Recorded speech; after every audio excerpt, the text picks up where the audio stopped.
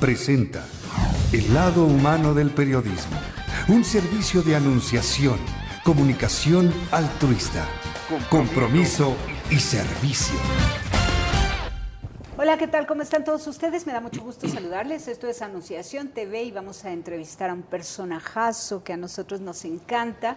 Siempre llega e ilumina el set y a todos los que trabajamos en Anunciación TV, porque Dios le ha dado el don del conocimiento, de la sabiduría, de entender la palabra de Dios, y ahora nos va a compartir pues la importancia de los libros sagrados del judaísmo, cómo leerlos, cuáles son y cómo leerlos y cómo vivirlos, cómo aplicarlos, cómo recibir el mensaje de Dios pues a título personal y comunitario. Es Enrique Shmelnik Lubinsky, director del Centro de Documentación e Investigación de la Comunidad Ashkenazí de México, Asociación Civil. ¿Cómo estás, Enrique? Hola, Tere, muchas gracias por la invitación. Bienvenido. Es un gusto siempre estar contigo, gracias. Gracias. Pues platícanos, los libros sagrados del judaísmo y cómo leerlos. Mira, perdón. Para empezar a hablar sobre los libros sagrados del judaísmo, tendría que empezar aclarando una idea que priva en general en el mundo acerca de que la Biblia judía es exactamente la misma, por ejemplo, que se lee dentro del cristianismo. Y en realidad la Biblia judía está conformada por lo que en el cristianismo en términos generales se conoce como el Antiguo Testamento. Que ustedes le llaman Torah, ¿verdad? Tanaj. Exactamente, a eso voy a... Exactamente, yo creo que ese es el punto central de esto. El Antiguo Testamento en el judaísmo es el Tanaj, y Tanaj son las tres letras que conforman tres palabras que son Torah, Nevi'im y Ktuvim. Es decir, que la Torah escrita propiamente son los 5 primeros libros de la Biblia. Cuando nosotros hablamos del libro sagrado por excelencia dentro del judaísmo, nos referimos a los 5 primeros libros de la Biblia. ¿Que cuáles son? ¿Génesis? Génesis, Éxodo, Levítico, Números y Deuteronomio, que en hebreo serían Bereishit, Shmot, Baikra, Bamidbar y Dvarim. Esos son los nombres en hebreo, son exactamente esos libros, esos 5 primeros libros. Una persona que quisiera adentrarse de pronto en el libro más sagrado desde la perspectiva literaria, es decir, el libro escrito dentro del judaísmo, simplemente tendría que recurrir a una Biblia, abrir los 5 primeros libros y el Pentateuco, como se conoce frecuentemente, esa es la Torah. Y ahí nosotros vamos a encontrar el sueño de Dios, plasmado en un lenguaje ultrapedagógico lleno de alegorías, metáforas, figuras, imágenes, pero porque nos está diciendo algo, ¿no? Así es, está de hecho, sentando las bases de la vida humana. Correcto. Son 5 libros que nosotros consideramos que fueron dictados por el Creador al profeta Moisés, el máximo profeta en la tradición judía. Es decir, esa es la letra de Dios para nosotros, para la creencia judía. Judeocristiana, dilo, porque claro, también para nosotros. Por supuesto. Quiere decir que el resto de los libros son, digamos, tienen un nivel de santidad menor al de estos 5 primeros libros, porque esos son, como ya decía, dictados directamente por el Creador, de acuerdo con la tradición. El Pentateuco, como ya decía, comentabas hace un momento antes de entrar, no es un libro de historia. A menudo se le estudia como un libro de historia. Hay, por ejemplo, algunas perspectivas que intentan debatir la creación en relación con lo que sabemos hoy desde la perspectiva científica, pero no es un libro que fue escrito para darnos conocimientos históricos, son libros normativos. Por ejemplo, uno de los grandes pensadores dentro del judaísmo, que es el rabino Nachmanides, conocido como Nachmanides, y decía justamente que el tema de la creación no está escrito en el Génesis para que nosotros sepamos cómo fue creado el universo. Es decir, no se trata de un libro que nos intenta dar desde la perspectiva científica el secreto de la creación del universo. Es simplemente para que sepamos que hay alguien que lo creó. Es decir, está ahí en el libro de Génesis la creación para que nosotros asumamos que hay un creador y que interviene en este universo que fue creación suya. Y que creó por amor, que también es importante. Por supuesto. Entonces se vuelve normativo, se vuelve un libro normativo. Hay que aproximarse al libro desde esta perspectiva como un libro que va a formar el criterio de las personas para que puedan tomar decisiones en su vida, y no como un libro que va a dar cuenta paso a paso de cómo fue creado el universo o de la historia del pueblo, etcétera. No es un libro histórico, es un libro más bien vivencial y un libro normativo. Los 5 libros del Pentateuco. Y entonces, ¿cómo hay que leerlo? Imagínate a alguien que dice, bueno, está bien, porque me lo dice Enrique Shmelnik, voy a tomar la Biblia y a leer los primeros 5 libros. ¿Qué le aconsejarías a quien se decide al fin abrir el libro sagrado? Bueno, me puedo referir, por supuesto, a la perspectiva judía. Yo aprecio mucho cuando se analiza también el texto de una perspectiva académica. Me parece válido, me parece muy interesante y me parece que hay extraordinarios trabajos que versan acerca del Pentateuco desde una perspectiva académica. Desde la perspectiva judía es un libro que tiene que leerse y releerse. Un poco más adelante, si me permites, puedo entrar en los niveles de lectura que tiene el texto para que veamos efectivamente que no es un libro que simplemente se lee como se lee una novela, por ejemplo. Pero estos 5 libros que son el Pentateuco forman una de las partes del Tanaj, que es, como ya decíamos, la Biblia judía, que en términos generales es como el Antiguo Testamento. Y digo en términos generales porque existen libros dentro del Antiguo Testamento del cristianismo que no figuran en la Biblia judía. Son pocos en realidad. Me parece por ahí que tienen el libro de Tobías, que está en el Antiguo Testamento, el libro de los Macabeos. No forman parte de la Biblia judía.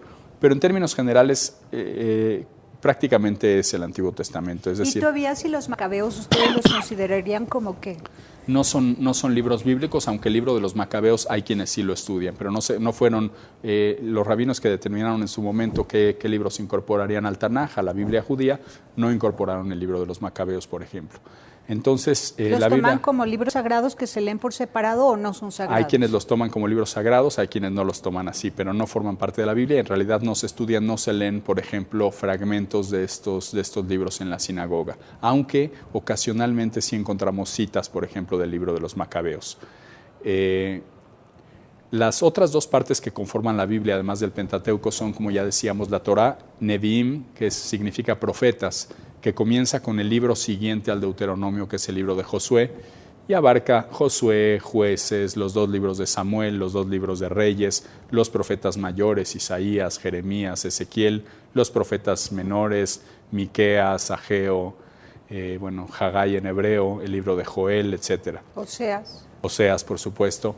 Y finalmente están los escritos. Ketuvim es la tercera parte de la Biblia judía, que en Ketuvim encontramos los Salmos, el Cantar de los Cantares, el libro de Eclesiastés, el libro de Esther, el libro de Job. Esa es la sección que corresponde al libro de Ruth, que corresponde a la parte de escritos, Ketuvim. Entonces, Tanaj significa, vuelvo a decir, Torah, que son los primeros 5 libros, Neviim, los profetas, que son los que continúan, y Ketuvim, los escritos. Y eso es básicamente la Biblia judía. Parece como que ahí termina en realidad, pero los libros sagrados dentro del judaísmo son bastante más que eso. De acuerdo con la tradición judía, cuando Dios le dictó el Pentateuco a Moisés, junto con el dictado del texto escrito, le dio una serie de enseñanzas que conforman la Torá oral. Por eso cuando nosotros nos referimos a la Torá, por supuesto la parte escrita es la del Pentateuco, pero nos referimos a una esfera bastante más amplia que lo que encontramos en estos 5 primeros libros. La Torá oral fue enseñada a Moisés y Moisés a su vez se la enseñó a los sabios del pueblo y ha sido transmitida en forma oral a través de las generaciones. ¿Eso es el Talmud? Exactamente, es a donde vamos a llegar ahora. Antes de que existiera el Talmud era transmitida exclusivamente en forma oral, de generación en generación. Hay un precepto en la creencia judía de que lo que fue dictado para ser escrito debe permanecer escrito. Por eso no se recitan de memoria pasajes que están escritos en el Pentateuco, y lo que fue transmitido en forma oral no debe escribirse. Entonces no se escribía, se enseñaba en forma oral. Lo que le da la Torá oral a la tradición judaica es vida al libro del Pentateuco. Pensemos, si solamente tuviéramos el libro escrito, estos 5 libros en algún momento tendrían que convertirse en letra muerta, es decir, ya fue dicho, así está escrito y eso es todo. Mientras que la Torá oral lo que hace es mantener viva la tradición, la discusión acerca de diría cada palabra, pero me quedaría corto, de cada letra, de cada signo que aparece en el Pentateuco hay amplias discusiones. Entonces, la Torá oral le da vida en realidad a la Torá escrita. Debo decir también que históricamente han existido grupos que no han aceptado la Torá oral, que consideran que lo que está escrito es lo que es. Son grupos que no han prevalecido dentro del judaísmo. El judaísmo que practicamos actualmente es un judaísmo que reconoce la misma importancia, le considera tan significativa la Torá escrita como la Torá oral. Es el judaísmo fariseo, básicamente. Hubo otros grupos, los grupos, por ejemplo, los saduceos en su momento, los caraítas, grupos que no aceptaban la tradición oral, pero en realidad el judaísmo contemporáneo es un judaísmo que considera tan significativo uno como el otro. ¿Y el Talmud desde cuándo sí se imprimió? Bien, cuando los judíos salen a la diáspora, existe el riesgo de que se pierda la tradición oral. Ya no es tan sencillo, ya no están en un solo territorio, hay judíos ya en otras regiones, y entonces se toma la decisión de llevar de escribir las enseñanzas de la Torah oral, pero lo hacen de una forma que no pierda su oralidad. ¿Cómo se pueden escribir enseñanzas orales para que no la pierdan? A través de preguntas y de discusiones. De manera que el Talmud es un libro, en realidad, de discusiones rabínicas. Cuando una persona abre el Talmud, lo que encuentra en términos generales es la posición de un rabino enfrentado con la posición de otro o de otros, y al final una conclusión acerca de cuál es la decisión que se quedó en ese momento. También humaniza de alguna manera la Torah. Hay un punto donde la Torah viene de arriba, del Creador hacia abajo, pero la Torah se vuelve humana, y cuando se toma una decisión aquí en este mundo acerca de lo que significa la letra del Pentateuco, esa es la opinión que se queda. ¡Qué belleza! Se me hace hermosísimo.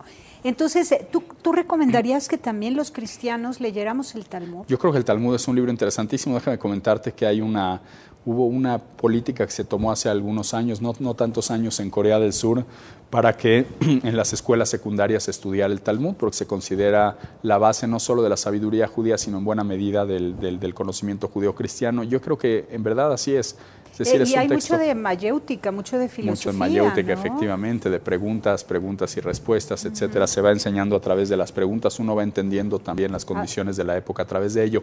Ahora, está conformado de una manera muy singular Y el aprender Talmud. a pensar. Sí. Y a escuchar a Dios, a entenderlo y a dialogar con Él. Claro. O sea, Parece además como si fuera simplemente un libro que explica a los otros 5, pero de estos 5 libros del Pentateuco vienen 6 tratados completos que son la Mishnah, que es la primera parte del Talmud, y la Mishnah, que tiene todavía muy complejas las enseñanzas, tiene a su vez un comentario mucho más amplio, de bastantes más tomos, que conforman ya la totalidad del Talmud, de los 63 tratados del Talmud, que es la Gemara. La Mishnah está escrita en hebreo, la Gemara está en arameo, aunque hoy en día se estudia también en hebreo. Son la Mishnah y la Gemara, el conjunto de estas dos obras, las que conforman el Talmud. Es importante decir, conforme uno se acerca históricamente a la entrega de la Torah, el nivel de los sabios es superior, se considera superior a los posteriores, es decir, vamos perdiendo un poco de esa sabiduría. Entonces, quienes escribieron la Mishnah fueron anteriores a los que escribieron la Gemara, obviamente que es comentario sobre la Mishnah. Los que escribieron la Mishnah fueron los Tanaítas, que tienen un nivel superior en su época, mientras que los que redactan la Gemara son los Amoraítas, que tienen un nivel inferior. No puede de alguna manera contradecir un Amoraíta a un Tanaíta, de la misma manera que el Talmud en su totalidad no puede ir de ninguna manera en contra de lo que dice la letra escrita dentro del Pentateuco. Así se va elaborando. Maravilla. Y aunque vamos a un corte. Perdón, claro, vamos asimilando lo que nos ha dicho y regresamos.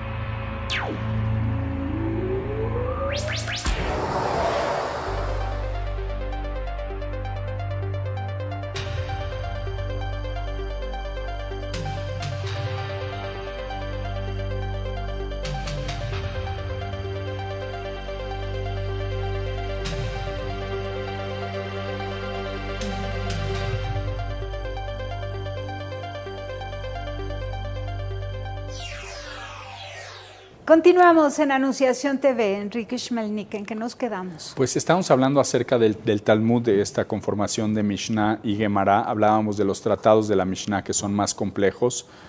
Para darte una idea cuáles son los tratados, cuáles son los temas que trata el Talmud, son temas en general muy cotidianos. El primer tratado, por ejemplo, se llama Semillas y habla sobre toda la cuestión de la agricultura, que era la actividad primordial que se desarrollaba, todas las reglas sobre la agricultura. Hay otro tratado sobre festividades. Hay otro tratado que se llama Mujeres, que trata sobre los temas de matrimonio, de divorcio, las leyes de familia. Otro que se llama Daños, que este tratado habla sobre todas las leyes civiles y penales. Realmente es un tratado, es un código legal, es toda una constitución esto del Talmud. También está otro sobre aspectos de santidad y otro tratado sobre la pureza, que también es todo un tema. Pero dan cursos de esto. Hay cursos, por supuesto, en general se toman dentro de la comunidad, y hay cursos incluso para aprender el método de estudio, no directamente el texto, sino simplemente para aprender el método de estudio, porque se vuelve realmente complicado. Son textos que analizan muy a fondo cada aspecto de la Torá y que entran a través de diversos lenguajes, de los que podemos hablar un poco más adelante, en toda la enseñanza de la tradición judaica. Bueno, tú que los has estudiado de estos 6 libros, ¿nos podrías dar una clave, por lo menos como si estuvieras piscando de cada uno? Me llama la atención el tema de mujer y familia, por ejemplo. Mujer y familia. ¿Qué valor rescatas de ahí? El tema de la agricultura, el tema de lo cívico y legal, el tema de cada uno de esos. Regálanos un precepto.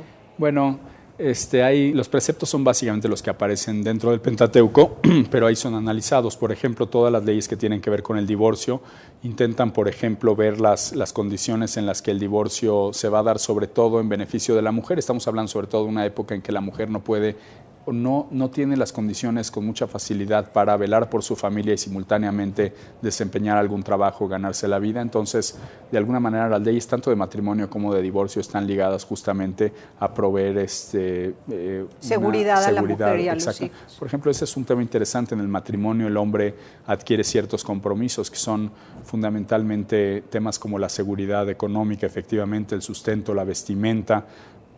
También uno de los compromisos que adquiere el hombre dentro del matrimonio es con relación a la sexualidad. La sexualidad en el judaísmo, un tema interesante que se puede extraer justamente de todas estas explicaciones. La sexualidad en el judaísmo es un derecho de la mujer y una obligación del hombre, así habría que definirlo exactamente, porque el hecho de que un hombre, por ejemplo, no tuviera satisfacción sexual en su vida con su pareja, que ese es el primer precepto de la sexualidad, no la procreación, sino la satisfacción sexual de la pareja. Si el hombre no la obtiene, la mujer está faltando a un precepto con relación al matrimonio. Pero si es la mujer la que no lo tiene, se está faltando tanto al precepto en el matrimonio como a un precepto con el Creador, por ejemplo. Y esas son leyes que están relativas al matrimonio. Mira qué interesante, es la primera vez que escucho que el placer sexual de la esposa es un derecho que el hombre tiene que validar. Es una obligación del hombre y un derecho de la mujer. Es más, insisto, la sexualidad es un derecho de la mujer y una obligación del hombre, lo que quiere decir también que si la mujer no desea en algún momento tener la relación íntima, incluso el hecho de que el hombre la convenza se puede considerar un cierto nivel de ultraje. Mientras que si la mujer es la que desea tener la relación, el hombre no puede negarse. El hombre no puede decir me duele la cabeza. Así, a ese nivel. Qué lindo, eso me encanta. Sí, la sexualidad en el judaísmo la sensibilidad de la mujer, porque la mujer, su sexualidad está íntimamente ligada a la afectividad, a la emotividad, al cariño, al amor, ¿no? Claro. Entonces, si ella pide ese cariño a través de una relación sexual, el hombre tiene que dárselo porque está obligado a amar a su mujer. Así es, exactamente. Qué sí. bello. Por ejemplo, sería un ejemplo. Así todos los preceptos son analizados de esta manera en el Talmud, que como decimos es el compendio de la Torah oral que le da vida finalmente al Pentateuco, y así se estudia constantemente dentro del judaísmo. Ahora hay diversos lenguajes a través de los cuales lo hace, por ejemplo la Agadá, que son las leyendas, el Midrash, que son los relatos alegóricos, la Halajá, que es el lenguaje de la ley. El tema fundamental es que cuando uno entra en el Pentateuco, voy a regresar al texto escrito, porque Sí. esto me parece interesante. Hay diversas formas de estudiar el texto escrito y hay que seguir un cierto orden. Hay un concepto en el judaísmo que se llama el Pardés. Entrar al Pardés es como entrar, es como haber abarcado todos los niveles de lectura de la Torah. Muy pocos en realidad lo hacen, prácticamente nadie lo consigue, pero es justamente para explicar la amplia profundidad que tiene el texto. Son 4 niveles de lectura del texto. El primero es Pshat, que es la lectura literal. Es la que en general hacemos del texto. Una persona abre el texto y encuentra que el universo se creó en 6 días, que en el 7º día Dios descansó, que hubo un diluvio en la época de Noé, que Dios abrió el Mar Rojo cuando el pueblo de Israel sale de Egipto. Es el texto literal tal como lo conocemos. El segundo nivel se llama Remes. Remes son las insinuaciones. Es decir, detrás de esta salida del pueblo de Israel de Egipto está, por supuesto, un tema como la libertad, como la justicia social. Detrás del diluvio también podemos descubrir algunos elementos que nos permiten ir insinuando las enseñanzas del Pentateuco. Estos 2 primeros niveles de lectura se consideran de alguna manera como la envoltura de la Torah. No solamente porque son los más superfluos, los más externos, pero además están, de acuerdo con la tradición judía, están ahí para ocultar más de lo que revelan. Esto es interesante porque hay amplias discusiones sobre el texto literal, cuando en realidad para la tradición judía eso significa un poco espantar a aquellos que solamente se quieren quedar con la historia de la creación de 6 días y del diluvio y no analizar más allá. Cuando uno quiere quedarse a ese nivel, bueno, para eso funcionó, ocultó más de lo que revela y de alguna manera ahuyenta a aquellos que no quieran entrar ya en las interpretaciones, que no tengan interés y que quieran probablemente invertir toda su vida discutiendo año con año lo mismo y quedarse a un nivel superficial. Insisto, son niveles que ocultan más de lo que revelan. Ese punto me parece importante porque quiere decir que la parte literal nos está ocultando en realidad la grandeza de la Torah. Pero además, nos está invitando, está convocando, está claro, abriendo el apetito, está invitando a que te metas más a fondo. Para el que tenga la sensibilidad de entenderlo, sin ninguna duda. Para el que tenga esa sensibilidad de sentirse convocado por el texto, indudablemente, y es lo que lo invita a entrar justamente en la grandeza ya del texto. Y estos 2 niveles tienen otra característica, son niveles pasivos de lectura. Quiere decir que recibimos del texto solamente lo que el texto nos quiere dar, ¿no? El texto dice esto, me da lo que quiere y puedo o no tomarlo. Los siguientes 2 niveles se consideran niveles activos de lectura, porque ya depende del lector, ya no depende del texto. Es lo que uno puede arrancarle al texto y justamente es toda esa enseñanza. El tercer nivel se llama Drash. Yo personalmente soy de la idea, estoy seguro que muchos comparten esta idea, que ahí es donde se encuentra la verdadera grandeza del Pentateuco.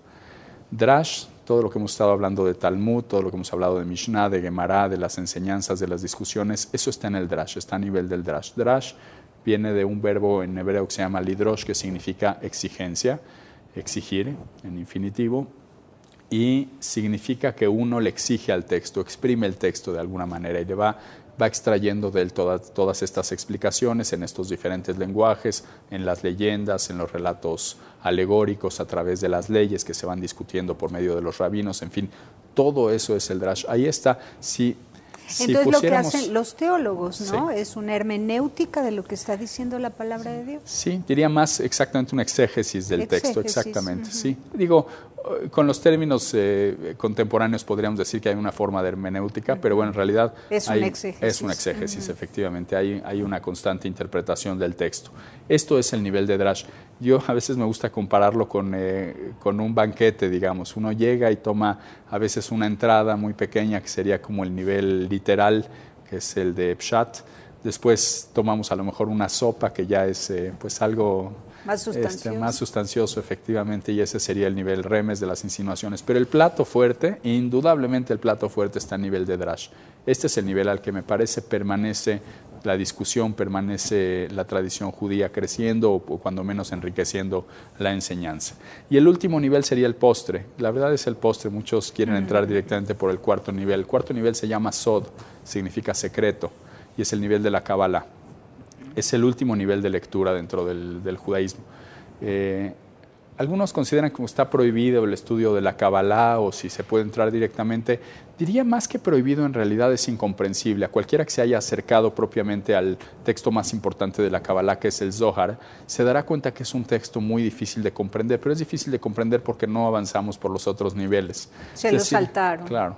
Digo, a veces y entonces casi es adivinación. Cuando entran de esa manera, la Kabbalah es como estar adivinando. Más bien diría que es incomprensión, porque no hay mucha adivinación, no hay. La parte mística del judaísmo se comprende solamente después del proceso de los otros 3 niveles. Diría que es como entrar, he dado alguna vez este ejemplo, es como entrar al laboratorio de un científico extraordinario, un químico, que nos enseña el experimento más maravilloso con el que va a obtener probablemente el premio Nobel, y es una maravilla, y nosotros lo que vemos son envases de colores, porque no conocemos ni siquiera la tabla periódica. Entonces, por más que sea de una grandeza tal como es la Kabbalah, para nosotros es incomprensible, es algo que no tiene mucho sentido cuando no conocemos los otros niveles.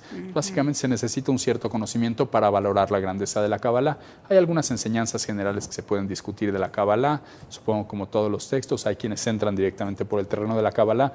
Yo lo encuentro... es como quedarse otra vez en la primera capa. Es como quedarse en la primera capa porque no hay forma de comprender, digamos... O aquilatar, o saborear aquello. Entonces, y es precioso, indudablemente, la Kabbalah en realidad es un lenguaje, es uno de los tipos de lenguaje, así como el lenguaje que hablamos de la ley, el lenguaje de la halajá, el lenguaje del midrash, de los relatos, el lenguaje de la hadá, de las leyendas. Este es otro lenguaje del mismo texto, es el mismo texto, es la misma Torah, pero con diferentes niveles de lectura. Y este nivel de lectura tiene tiene un lenguaje particular que se llama Kabbalah. Qué bonito. Entonces, antes de tomar un curso de Kabbalah, conviene hacer una lectura mucho más a fondo de la Biblia, porque de otro modo, todos los preceptos de la Kabbalah van a ser recibidos por el aprendiz, digamos, como preceptos que a lo mejor no llegan a tocar su corazón ni a provocar un cambio de vida, con conocimiento de causa, con una relación íntima con Dios. De hecho, es interesante que usas justamente el término de recibir, porque eso es justamente lo que significa la Kabbalah, es recepción. Pero para recibir esa enseñanza justamente hay que tener como la preparación anterior.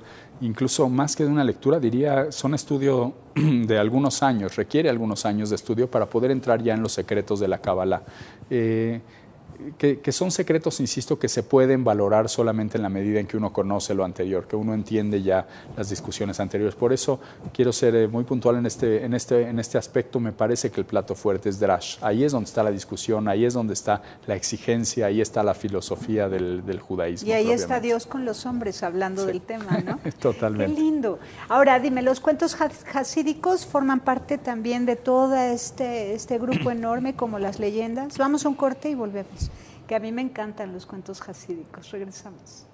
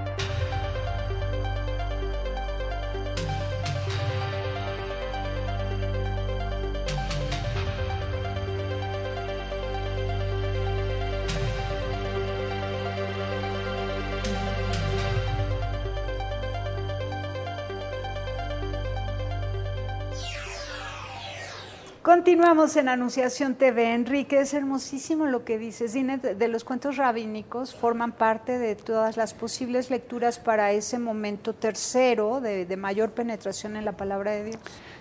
Como ya comentábamos, el nivel, digamos, de santidad conforme se acerca a la entrega de la Torah es mayor y conforme se aleja es menor. Es decir, conforme va avanzando la historia de la humanidad, se vuelve de alguna manera menor el nivel de santidad. Se siguen escribiendo libros de interpretación hasta el día de hoy constantemente. Hay grandes pensadores, grandes rabinos. El caso particular de los libros hasídicos, de los cuentos hasídicos, vale la pena explicarlo porque creo que fueron una revolución, además de que el movimiento fue revolucionario en su momento, pero también estos cuentos revolucionaron a la sociedad judía de la época en Europa del Este, más que el pensamiento judío propiamente. ¿Por qué?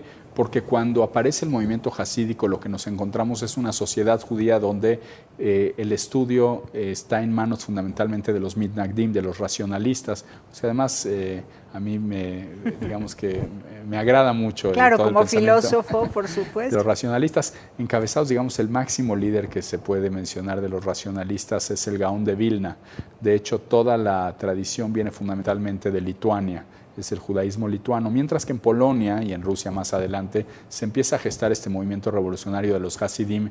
Hasidim viene de la palabra Hesed, que es misericordia, serían los misericordiosos, que lo que hacen es tomar todo este conocimiento y decir hay que bajárselo a la gente. La gente tiene también derecho de entender, todo el pueblo judío, no solamente los grandes rabinos en sus escuelas pueden estar encerrados abordando este conocimiento. ¿Y cómo le llevo yo este conocimiento a la gente? A través de cuentos. Los famosos cuentos hasídicos en realidad son un intento, y además un intento benéfico, un intento victorioso por llevar logrado, justamente el conocimiento al pueblo de la época. Entonces, y se hicieron, bueno, evidentemente se hicieron parte de la tradición judía. Sí constituyen, por supuesto, parte de estas interpretaciones. No se les considera ningún nivel de santidad, pero es la misma enseñanza, solamente llevada a la gente, al pueblo judío, al pueblo que no tenía acceso a los libros, quizá a estas enseñanzas, a estos colegios, les está llevando este mismo conocimiento. Los niños en el Bar Mishpah, sí. ¿Hasta qué grado de conocimiento llegan de la Biblia? La verdad es que sería difícil responder, es decir, depende del nivel de religiosidad de los padres y del colegio al que vaya. Hoy en día el Bar Mitzvah, por lo menos por ejemplo en ámbitos como el que yo me muevo, que es un judaísmo pues en cierta forma secularizado, los jóvenes pueden estudiar simplemente la parte que les corresponde, aprenden obviamente del rezo, suben a rezar, pero no tienen necesidad, no en todos los casos, de tener un amplio conocimiento. En los ámbitos más ortodoxos, sí, evidentemente, los niños van aprendiendo desde muy pequeños, no solamente los rezos, pero también los conocimientos, se les va enseñando. Depende, como en todas las religiones, del nivel de ortodoxia, del nivel de observancia que haya. ¿Y el hebreo sí lo tienen que conocer todos los niños? Pues en realidad los colegios judíos enseñan hebreo y muy pocos terminan hablándolo, es una ¡Qué curiosidad! barbaridad! Porque está lleno de contenido, cada palabra en hebreo es toda una cátedra, un tratado respecto de algún tema. O sea, el solo vocablo ya es toda una enseñanza. Entonces, si no se habla el hebreo, se pierde muchísimo de la cultura. Así es. No hay que olvidar que en la creencia, en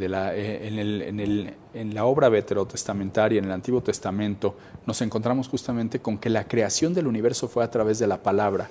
Ese es el nivel de la palabra. Por eso además hay tantos aspectos, tantos preceptos dentro del judaísmo de cuidar lo que uno dice, porque es realmente destructivo.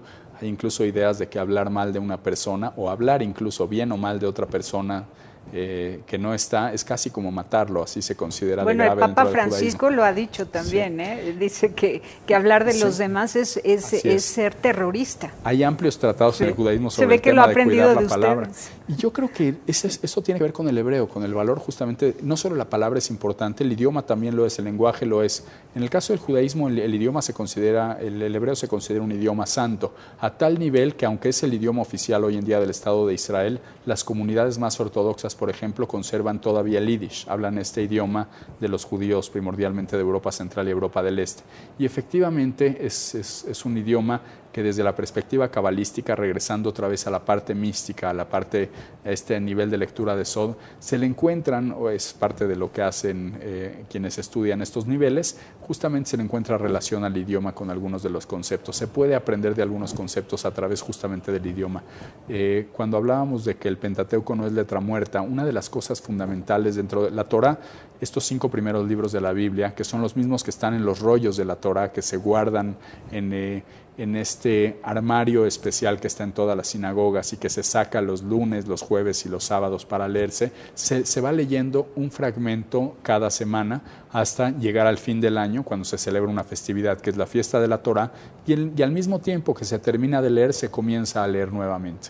Y esto podemos sacar hay una interpretación cabalística justamente acerca de que la primera letra de la Torá, muy interesante, es la letra Bet. Hay muchos comentarios acerca de por qué la primera letra de la Torá, imagínense si hay discusiones hasta sobre la primera letra y amplias.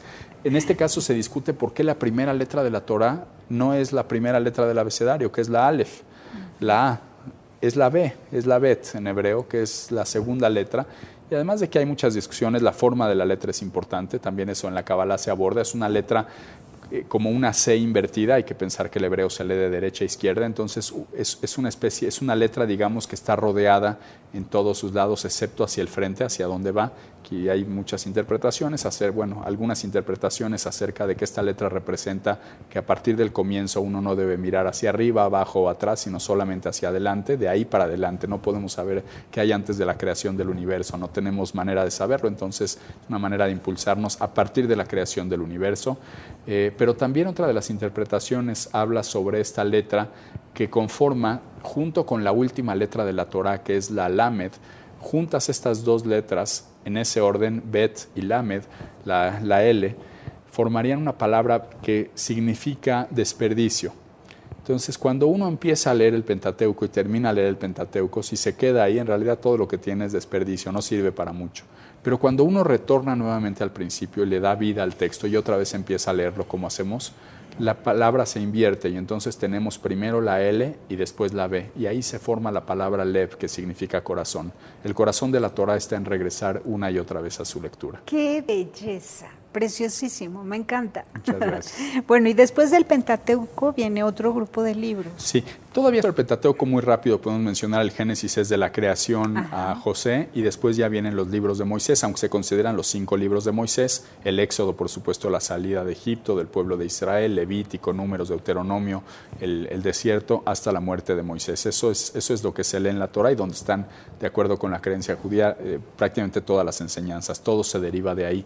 Quiero ser muy puntual en esto, en la Torá, cuando uno se refiere a la Torá, que es el texto sagrado por excelencia del judaísmo, se refiere a estos 5 primeros libros. No tienen que recurrir a otro lado. Cualquiera que tenga en casa una Biblia, estoy seguro que todos la tienen, pueden ir, leer el Génesis, el Éxodo, el Levítico, Números y Deuteronomio y están leyendo, de acuerdo con la tradición judía, la obra escrita o dictada por la mano del Creador. Es la creencia nuevamente de la tradición, soy muy respetuoso. Y ahí podemos sentirnos súper unidos al pueblo judío. Por supuesto, y también en lo que sigue, porque el cristianismo también tiene los siguientes libros, sin ninguna duda. Empezamos con Josué, por ejemplo, que es después de la muerte de Moisés, es el que toma el mando, digamos, del pueblo de Israel hasta que se establece ya en la tierra de Israel. Después tenemos el libro de Jueces, donde aparecen célebres jueces que eran de alguna manera los que gobernaban regionalmente al pueblo de Israel ya establecido. Antes de que hubiera reyes, había jueces y los jueces tenían una posición de liderazgo. Por ejemplo, es muy famoso el caso, ahora que se discute tanto el tema de la igualdad de derechos, la igualdad de género en el ámbito laboral, pues probablemente la juez más importante de la Biblia es una mujer que es Débora. Ahí narra justamente cómo era todas sus hazañas como juez. Está ahí mismo otro juez famoso es Sansón, tan famoso porque hay hasta películas y demás, el hombre muy fuerte de la tribu de Dan. Después de Jueces tenemos ya los libros de Samuel 1 y Samuel 2, cuando aparece ya los reyes en Israel, el primer rey que es Saúl. Bueno, por supuesto el profeta Samuel, que es contemporáneo a Saúl, después el rey David, el rey Salomón y ya la división. Esto ya estamos hablando Reyes 1, Reyes 2. Cada rey tenía un profeta que lo iba escoltando, era como su ángel de la guarda. Había profetas, más de uno en algunos casos, había profetas, pero sí, por supuesto, hay una relación cercana entre los reyes y los profetas. De hecho, aunque los profetas aparecen en libros posteriores, en muchos casos se trata de profetas contemporáneos a los reyes, efectivamente. Y vienen ya después, efectivamente, los libros de profetas, Isaías, Jeremías, Ezequiel, los profetas menores, los escritos. La verdad es que hay libros muy interesantes en la Biblia. Por ejemplo, no sé qué tan familiarizada esté tu audiencia con el libro de Eclesiastés, Coelet. Es un libro hermosísimo, vale mucho la pena leerlo. En ese viene es como una oda a la mujer virtuosa, ¿no? No, lo que pasa es que el rey Salomón escribe 3 libros en su vida, uno en su juventud, uno en la madurez y uno en la vejez. Este es el libro de la vejez. Yo creo que es el libro más realista.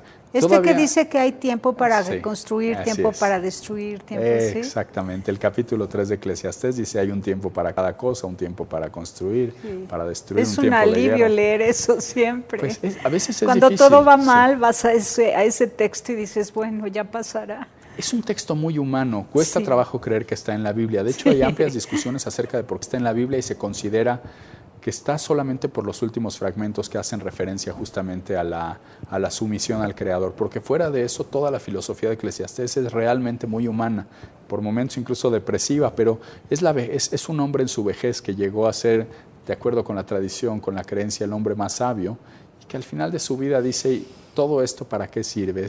Vanidad de vanidades, todo es vanidad. Bueno, pues vamos a un corte y sí me gustaría que nos platiques un poco del tercer grupo ya hablamos de los, pero de toda esta historia desde la primera página de la Biblia o de de los 3 libros que ustedes leen hasta el último, la presencia de la mujer. ¿No? Porque yo no estoy de acuerdo cuando dicen, es que antes la mujer no tenía ni voz ni voto. Oye, ¿cómo que no? Eran mujeres heroicas que hicieron muchísimo por el pueblo de Israel y puedes mencionar un montón de nombres de mujeres que de verdad dieron la vida por su pueblo y lo hicieron de maravilla y consiguieron sus objetivos. Vamos y volvemos.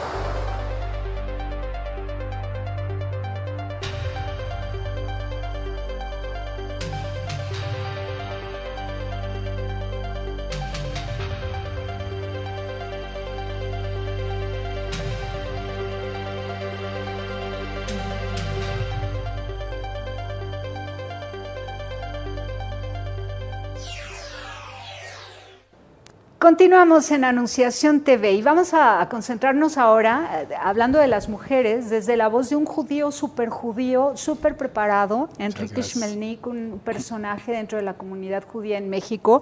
Repito, su cargo director del Centro de Documentación e Investigación de la Comunidad Ashkenazí de México, que independientemente de sus grados académicos y su participación en el Comité Central Judío, representando a esta organización, etcétera, es alguien que realmente ha leído, ha estudiado la Biblia y la ha estudiado pues con todas las herramientas posibles, sabes hebreo perfectamente, en fin, tantas cosas. No perfectamente. Eres un hombre un hombre actual, moderno, catedrático, etcétera, y podrías hablarnos de la mujer, que Con se mucho rompa, gusto. por favor, la idea Debo de decir que agradezco tus palabras, favor que me haces con lo de la preparación, te lo agradezco mucho. Mira, la mujer, efectivamente, hay mujeres muy significativas en la Biblia.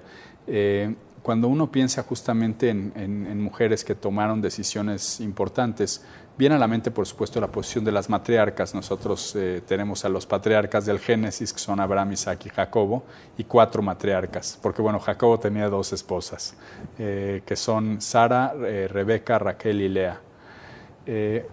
Creo que Rebeca es un caso emblemático porque ella realmente determinó el futuro del pueblo cuando tomó decisiones con mucha astucia. Era una mujer con gran astucia, incluso engaña de alguna manera al esposo con la idea de el tema de la primogenitura, pero es la que se da cuenta que su hijo menor es en realidad el que tendría que ser primogénito, que es Jacobo, y continúa la línea gracias a las decisiones que ella toma, ¿no?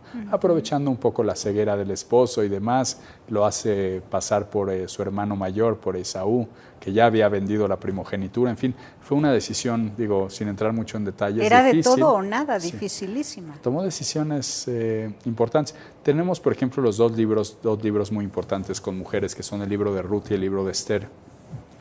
Ruth es una mujer que, después de perder a su marido, ella no siendo judía, no siendo parte del pueblo, pierde a su marido judío, viviendo lejos de Judea, y su suegra, de nombre Noemí, le dice, pues regresa a tu pueblo, a Moab, donde perteneces, y ella le dice, no, yo voy contigo, y es tu pueblo será mi pueblo y Así tu es. Dios será mi Dios. Exactamente, y es el prototipo de la conversión en el judaísmo, que no es un tema muy común, pero existe por convicción, y el caso de Ruth es emblemático porque es cuando uno habla de conversión piensa en Ruth. Ruth es la conversa, y de ella, nada más para que veamos su nivel, de ella desciende el rey David, que es su bisnieto.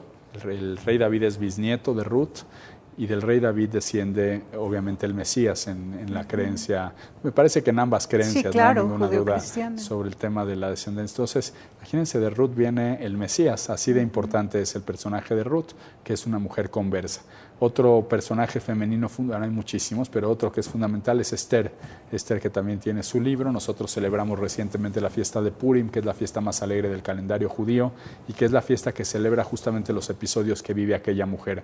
Esther se considera una tzadeket, un nivel de justicia, una mujer de veras de un nivel muy, muy elevado. Era viuda, ¿verdad? En realidad lo que sucede con ella es que es tomada para el rey de Persia, que había asesinado a su esposa Vashti, el rey de Persia, y había decidido buscar otra esposa, y esta mujer va al palacio, oculta en su momento el judaísmo por recomendación de un tío suyo, y cuando llega un momento en que los judíos corren peligro, ella pone su propia vida en riesgo para salvar al pueblo. Es una historia muy interesante. Una frase famosa que hay ahí es cuando el tío justamente le dice: esta decisión que vas a tomar, que está poniendo en riesgo su vida a todas luces, está corriendo un riesgo muy grande, un sacrificio importante, le dice: si no lo haces tú, el Creador va a encontrar otro camino para hacerlo, finalmente va a suceder, pero tú no tendrás la salvación. Digamos, la idea es que a veces las cosas igual van a tomar un rumbo, pero es nuestra decisión si formamos parte de ese destino o no, si nosotros participamos o no en ese destino. Pero y ella decide otra, hacerlo. Y ella lo decide hacer y lo logra. Así es. La otra que decía que era viuda entonces es Raquel, ¿no? Una que va y mata a no sé quién, Salomón o a quién. ¿De dónde viene la fiesta del Purim? Purim viene de Esther. Esther, lo que sucede, exacto, lo que sucede. Me confundo, ¿hay curso sí, no de hay eso? problema, no. Hay curso de las mujeres de la Biblia. Bueno, esta es la festividad de Purim, es básicamente la idea de que se salvó el pueblo de Israel de otro pueblo, en realidad de un gobernante, era el primer ministro del rey, que era Amán, que es el gran villano de esta historia y que intenta exterminar al pueblo judío. Es interesante esta festividad porque contrasta mucho con la otra festividad que es la de Hanukkah. Déjame platicarte muy brevemente. En Purim, lo que nosotros celebramos en esta festividad es que el pueblo judío se salvó de un intento de aniquilación física. Intentaron exterminar físicamente al pueblo, igual que en el Holocausto. Básicamente es lo mismo, la misma idea. Es el exterminio físico. No les importaba el judaísmo, les importaba el exterminio físico de los judíos. Mientras que en Hanukkah lo que celebramos es que los griegos no consiguieron acabar con el judaísmo, no con los judíos. Ellos no querían matar a los judíos, querían simplemente helenizarlos, exactamente. Sucedió en otras épocas también la helenización del pueblo judío, el intento de convertirlo. Entonces se enfrentan dos diferentes cosas. Una es el exterminio físico y el otro el exterminio espiritual. Una cosa es acabar físicamente con los judíos y otra cosa es acabar espiritualmente con los judíos, con el judaísmo, no con los judíos, sino con el judaísmo. Pero como Dios tiene una alianza eterna con ustedes, nunca se va a acabar. El tema es interesante además porque lo curioso es que para salvarse en la fiesta de Hanukkah del exterminio espiritual del judaísmo, libran una batalla, los macabeos justamente, los macabeos libran una batalla física, mientras que en Purim se da a través del ayuno y de la oración, aunque también hay una batalla, en realidad nos salvamos de una manera espiritual, de un exterminio físico. A ese nivel están ligados el cuerpo y el alma en la creencia judía, la materia y el espíritu. La idea es,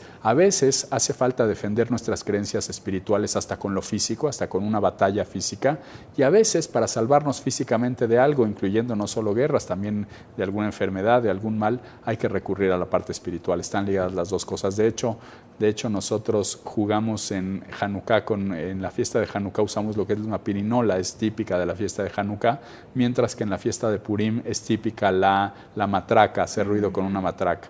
Y esto también tiene que ver con eso, justamente. A veces, como en la fiesta de Hanukkah, lo que está en riesgo viene de arriba, pero la batalla se libra abajo, entonces se le da vuelta desde arriba, pero las vueltas las da la pirinola abajo, mientras que en Purim es al revés, nosotros estamos abajo dándole vueltas y la matraca, el giro, digamos, se da a nivel espiritual allá arriba. Qué bonito, ¿no? Es que está lleno de signos y símbolos, sí, perfecto. ¿Alguna otra mujer? ¿Alguna otra mujer? Bueno, hay muchas. Débora es una juez muy célebre. Sara, que es la esposa de Abraham, también es fundamental en la historia, toma decisiones significativas. Lea y Raquel, que son las dos esposas de Jacob, que son dos de las matriarcas. Eva, por supuesto, no se puede omitir la participación. Y sé que a veces parece como que tiene una posición muy negativa, en realidad es positiva también. Hay sendas explicaciones acerca de la posición de Eva, la importancia que tiene, y por supuesto los Midrashim hablan de su belleza. Es la única mujer hecha, digamos, directamente por la mano del Creador. Un poco más adelante podemos hablar, por supuesto, de la esposa de Moisés, que es Tzipora. Séfora. Ay, sí, que tampoco era judía. Tampoco era judía, efectivamente. Y tuvo una gran influencia en él. Totalmente, así Totalmente. es. Vienen sus hijos de ahí. La verdad no faltan mujeres en la Biblia, hay también de otras características. ¿Cuál fue esta que me confundí con Esther, que fue la que asesinó a un señor que se fue con sus empleadas a escondidas a vivir con un hombre y que mientras el hombre dormía ella le cortó la cabeza? Es que esta mujer es impresionante, sí. Y lo hizo para salvar al pueblo judío, así mientras que el consejo de ancianos, los sacerdotes judíos y los escribas y los fariseos y todo el mundo estaban dialogando de cómo defenderse de ese hombre. De Císara. Y no lograban encontrar una solución. En el libro de Jueces lo cuenta. A ver, cuéntame. El libro de Jueces, cuando está peleando justamente Débora contra este pueblo que está encabezado por un jefe militar que se llama Císara, Císara, de pronto agotado de la batalla, llega a casa con esta mujer que era una de sus mujeres, que era él, y ella le da de tomar leche. De acuerdo con la Biblia, eso lo adormece un poco y así lo asesina y salva al pueblo judío. Bueno, sí, de la guerra, digamos, que estaban librando en ese momento. Pero ves cómo las mujeres eran capaces de arriesgar su vida, su también honor, está Dalila, su por ejemplo. Ándale. Con Sansón, que es un personaje interesante también. Hay una pregunta entre los Midrashim, otra vez entrando en la parte talmúdica, en las discusiones y demás. Hay una pregunta acerca de si Dalila es lo que conocemos como la Basherte de Sansón, que significa el destino de Sansón, la media naranja. En la creencia judía existe la idea de la media naranja, naranja que se llama Bashert y Basherte, que se traduciría como destino. Si encontraste a tu destino o no lo encontraste. A ver si se encontraron las dos medias almas que fueron creados desde el principio, incluso antes de la creación del universo, para encontrarse en este mundo.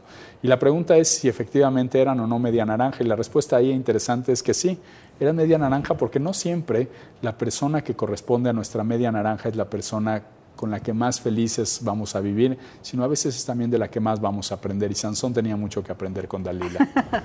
Qué bueno, eso está muy bien, ¿no? Porque que no se piense que son dos almas idénticas, sino que es alguien complementario, ultra complementario. Así es, cuando se crea la mujer en el Génesis, la palabra que usa es kenegdó, que se puede interpretar como a tu lado o en contra tuya. Es creada la mujer en realidad también para ser un desafío para el hombre, o la pareja, los dos. El hombre también es un desafío para la mujer, son mutuamente un desafío uno para el otro también. Claro, para crecer. Así es. Claro, suben uno por el alma del otro hacia el cielo y llegan juntos. Lindo, ¿eh? Bueno, pues yo quiero que vengas otra vez. ¿Ya se acabó 4 bloques? No puede ser.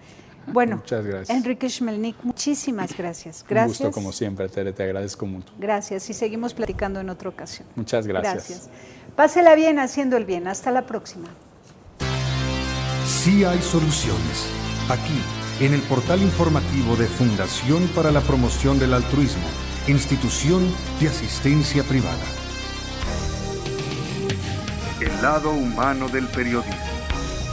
Un servicio de anunciación, comunicación altruista. Participa en Facebook, Todo México Somos Hermanos, y síguenos en Twitter, @somos_hermanos.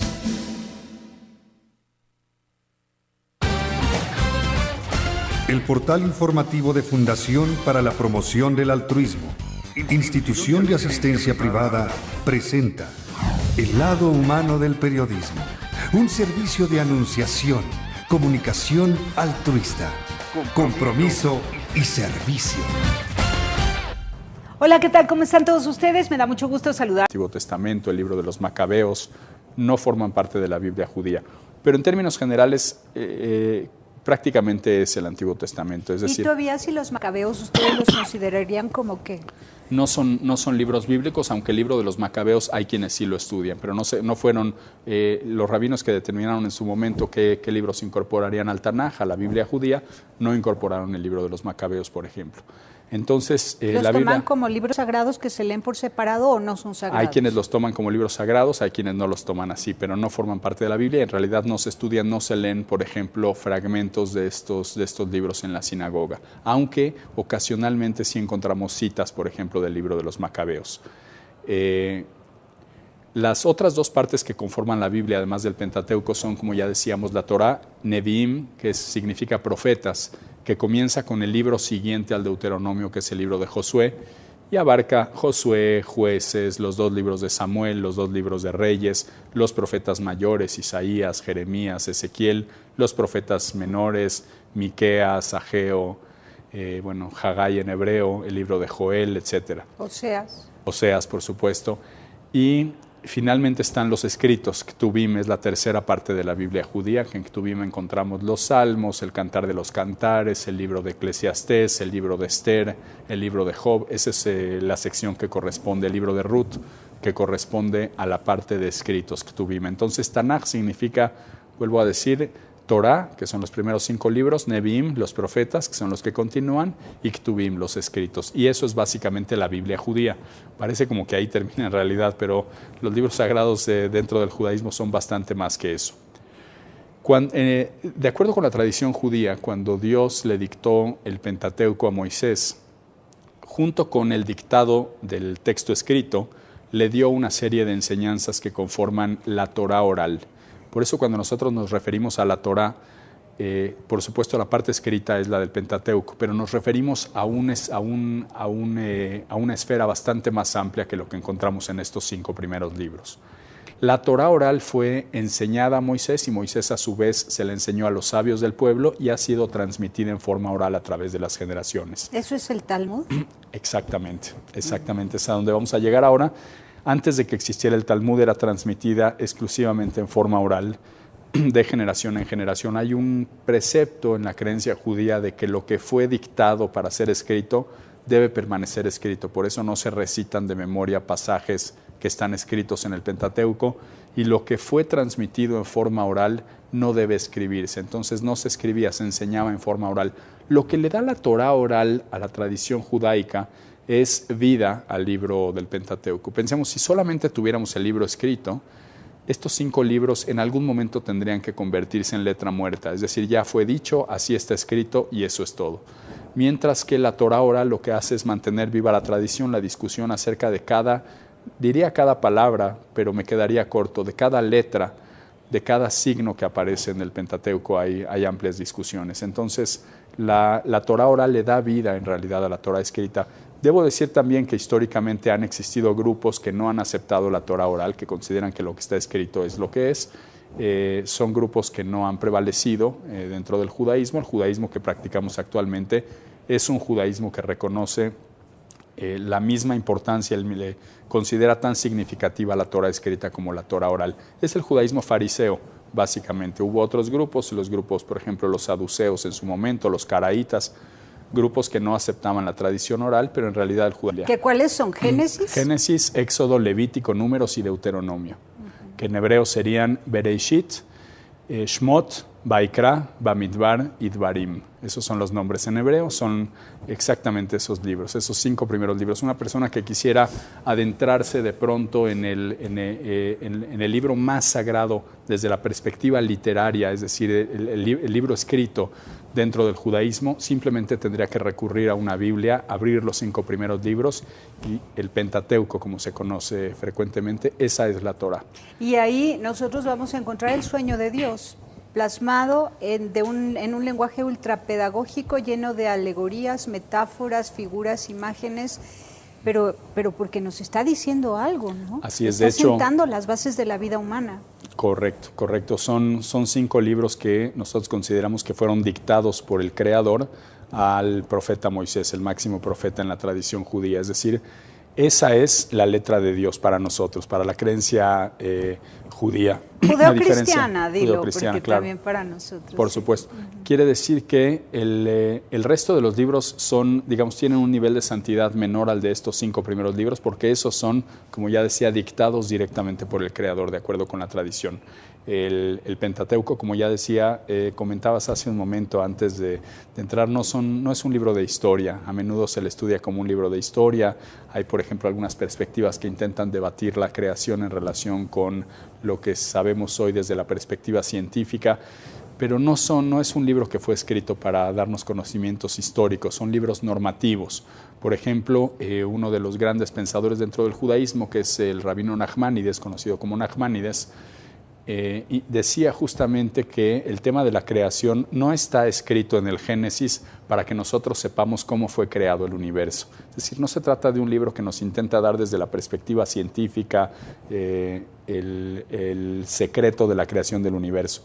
Es simplemente para que sepamos que hay alguien que lo creó. Es decir, está ahí en el libro de Génesis la creación para que nosotros asumamos que hay un creador y que interviene en este universo que fue creación suya. Y que creó por amor, que también es importante. Por supuesto. Entonces se vuelve normativo, se vuelve un libro normativo. Hay que aproximarse al libro desde esta perspectiva como un libro que va a formar el criterio de las personas para que puedan tomar decisiones en su vida, y no como un libro que va a dar cuenta paso a paso de cómo fue creado el universo o de la historia del pueblo, etcétera. No es un libro histórico, es un libro más bien vivencial y un libro normativo.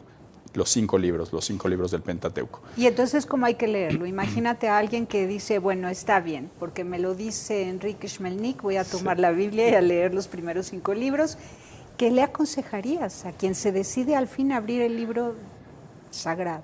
Bueno, me puedo referir, por supuesto, a la perspectiva judía. Yo aprecio mucho cuando se analiza también el texto de una perspectiva académica. Me parece válido, me parece muy interesante, me parece que hay extraordinarios trabajos que versan acerca del Pentateuco desde una perspectiva académica.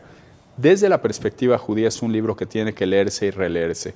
Un poco más adelante, si me permites, puedo entrar en los niveles de lectura que tiene el texto para que veamos efectivamente que no es un libro que simplemente se lee como se lee una novela, por ejemplo.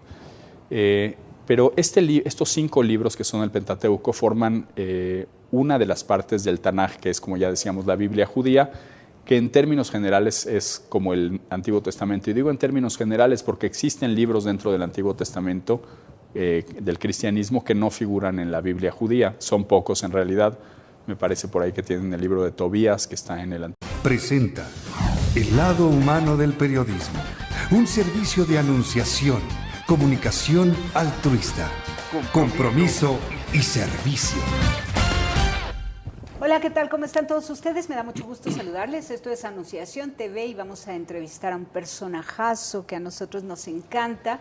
Siempre llega e ilumina el set y a todos los que trabajamos en Anunciación TV, porque Dios le ha dado el don del conocimiento, de la sabiduría, de entender la palabra de Dios, y ahora nos va a compartir pues la importancia de los libros sagrados del judaísmo, cómo leerlos, cuáles son y cómo leerlos y cómo vivirlos, cómo aplicarlos, cómo recibir el mensaje de Dios pues a título personal y comunitario.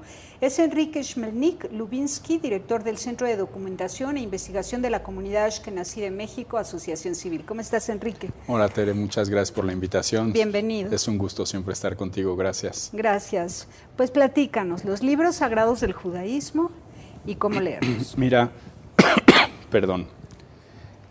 Para empezar a hablar sobre los libros sagrados del judaísmo, tendría que empezar aclarando una idea que priva en general en el mundo acerca de que la Biblia judía es exactamente la misma, por ejemplo, que se lee dentro del cristianismo. Y en realidad la Biblia judía está conformada por lo que en el cristianismo en términos generales se conoce como el Antiguo Testamento. Que ustedes le llaman Torah, ¿verdad? Tanaj.